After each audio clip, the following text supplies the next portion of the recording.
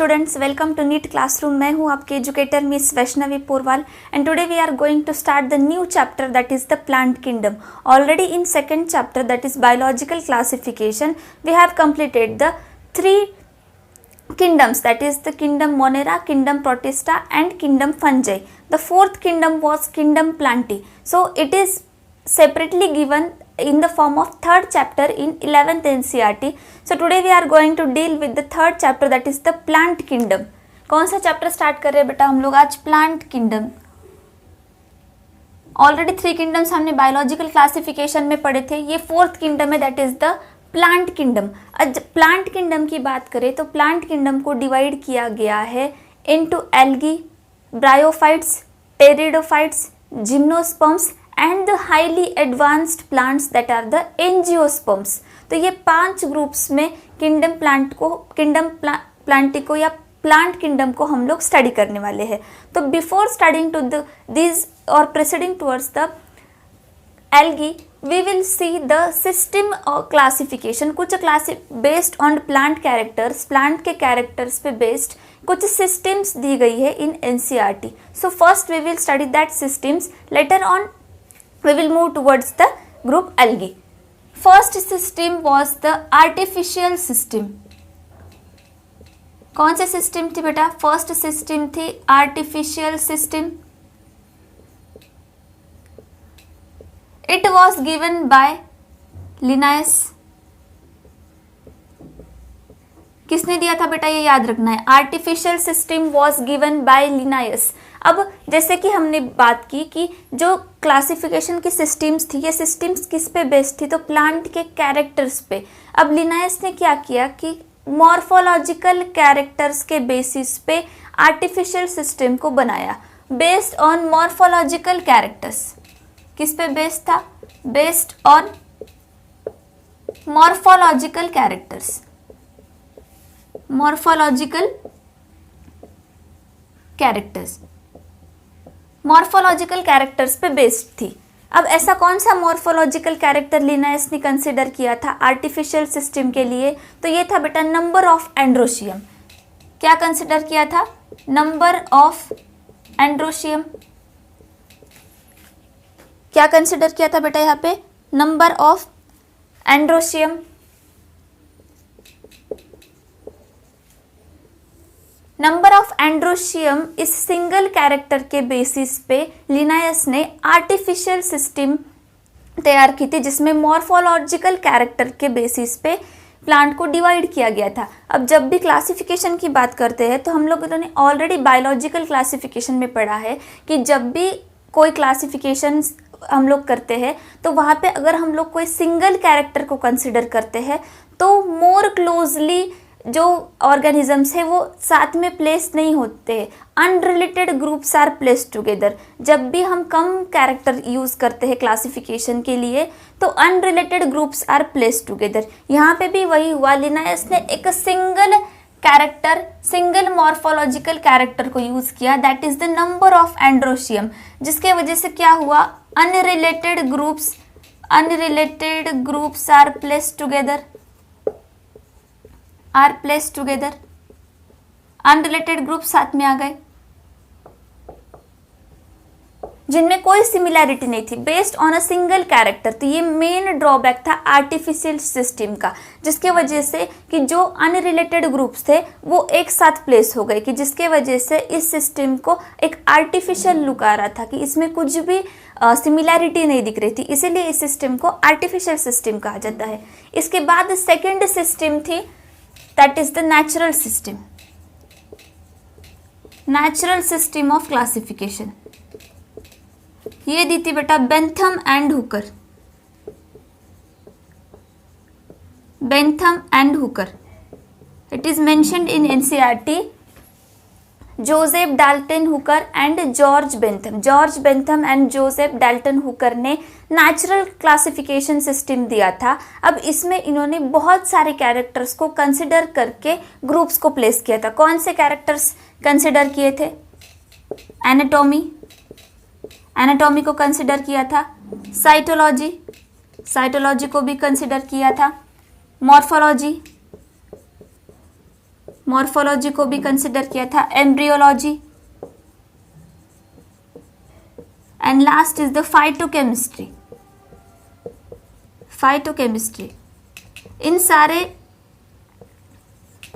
इन सारे कैरेक्टर्स को ध्यान में रखते हुए बेंथम एंड हुकर ने नेचुरल सिस्टम ऑफ क्लासिफिकेशन बनाया था।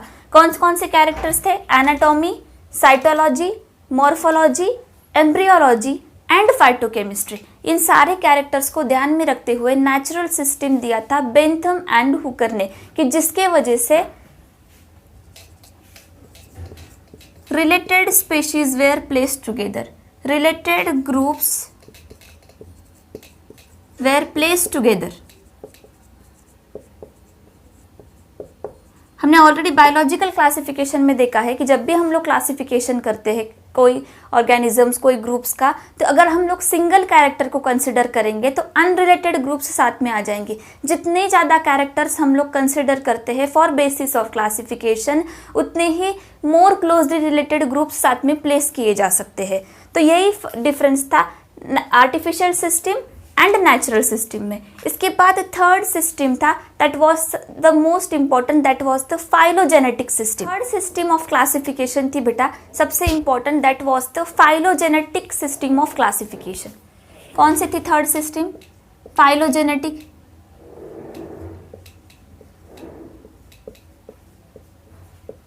Phylogenetic system. अब फाइलोजेनेटिक सिस्टम में क्या था बेटा कि मोर क्लोजली और organisms belonging to same taxa shows common ancestors. ऐसे ग्रुप्स को, जो ग्रुप से साथ में प्लेस किए गए थे, वो कोई कॉमन एंसेस्टर्स दिखा रहे थे। Groups place together are will show the common ancestor, taxa belonging to same groups और टैक्सा बिलोंगिंग और organisms belonging to same taxa. बोल सकते कि जो organisms same group, same taxa को बिलोंग करते हैं, they will show the common ancestor, that is known as the phylogenetic system. क्या कह सकते बेटा? Organisms belonging to same taxa, belonging to same taxa show common ancestor. क्या दिखाएगा बेटा? कॉमन एंसेस्टर दिखाएगा।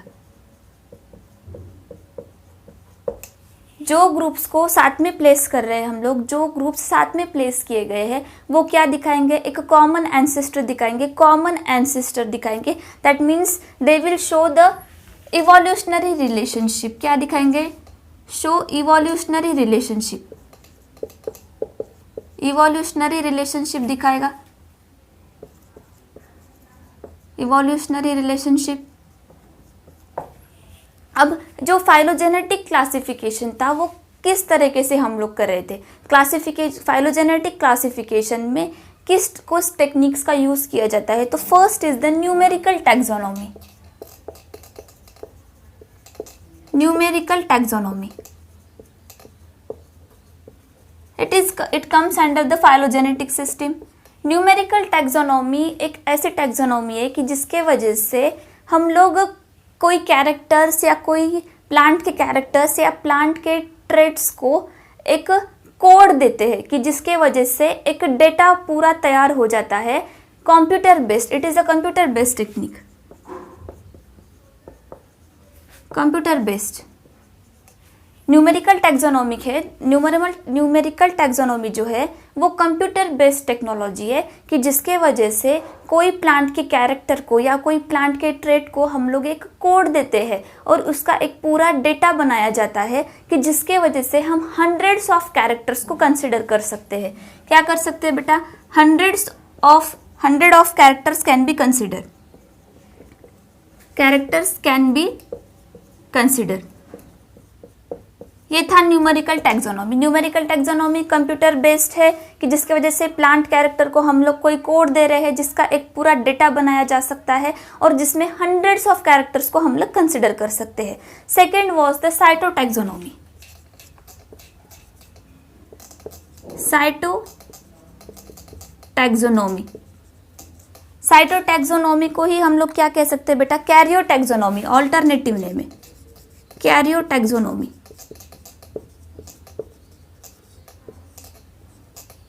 साइटोटैक्सोनॉमी को ही अल्टरनेटिव नेम क्या है कि कैरियोटैक्सोनॉमी। अब साइटोटैक्सोनॉमी का मतलब क्या है बेटा कि कौन से बेसिस पे क्लासिफिकेशन हो रहा है। फॉर एग्जाम्पल कोई सेल है, कोई सेल के ऑर्गेनेलिज का नंबर अगर हम लोग कंसिडर करेंगे तो वो हम लोग कंसिडर नहीं कर सकते। फॉर एग्जाम्पल कुछ सेल्स में अगर माइटोकॉन्ड्रिया ऑर्गेनेली कंसिडर करें तो कुछ सेल्स में 1 या 2 माइटोकॉन्ड्रिया प्रेजेंट है, कुछ सेल्स में 2, 3, 4, 5 कितने भी माइटोकॉन्ड्रिया प्रेजेंट रह सकते हैं।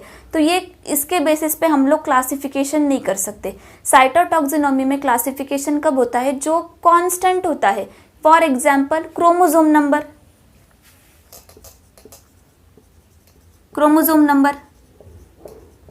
क्रोमोसोम नंबर जो है स्पेशीज टू स्पेशीज एक कांस्टेंट क्रोमोसोम नंबर मेंटेन है कि जिसके वजह से हम अलग अलग स्पेशीज में क्लासिफिकेशन कर सकते हैं।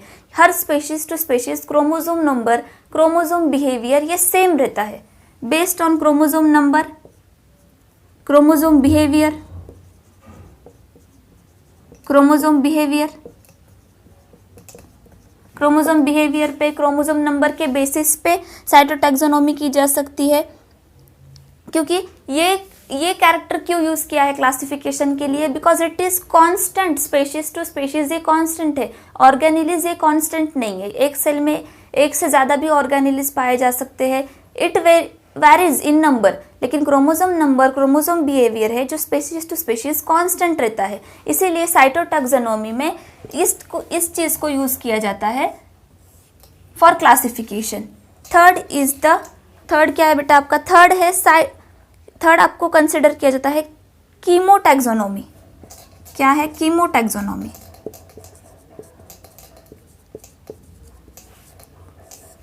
कीमोटैक्सोनॉमी, कीमो नाम से ही पता चलता है कि केमिकल है, that means use of chemical. Classification के लिए केमिकल्स का यूज किया जाता है। This was the phylogenetic classification, जो किस पे बेस्ड था, फाइलोजेनेटिक, कि when organisms belonging to same taxa will show the common ancestors. अगर कोई ग्रुप ए और कोई ग्रुप बी है, they are placed together, that means they have the evolutionary relationship, they will show the common ancestor।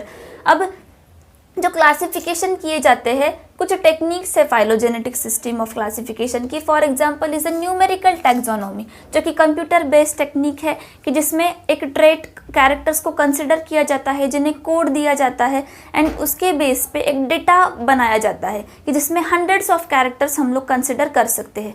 Second is the cytotaxonomy में ऐसा चीज हम लोग कंसिडर करेंगे कि जो कांस्टेंट है species to species, that is the chromosome number, chromosome behaviour, जो कि स्पीशीज टू स्पीशीज कांस्टेंट रहेगा। थर्ड इज द कीमोटैक्सोनॉमी, जिसका मतलब है कि केमिकल के यूज से हम लोग क्लासिफिकेशन कर सकते हैं। तो this was the classification system, natural classification system, artificial classification system, and third is the phylogenetic classification system. ये 3 सिस्टम ऑफ क्लासिफिकेशन थे अंडर प्लांट किंगडम। अब इसके बाद प्लांट किंगडम को डिवाइड किया गया है into algae, bryophytes, pteridophytes, gymnosperms and angiosperms. तो एल्गी का जो ग्रुप है, स्टार्ट करने के पहले हम लोग कुछ बेसिक पॉइंट्स पढ़ेंगे रिलेटेड टू प्लांट किंगडम।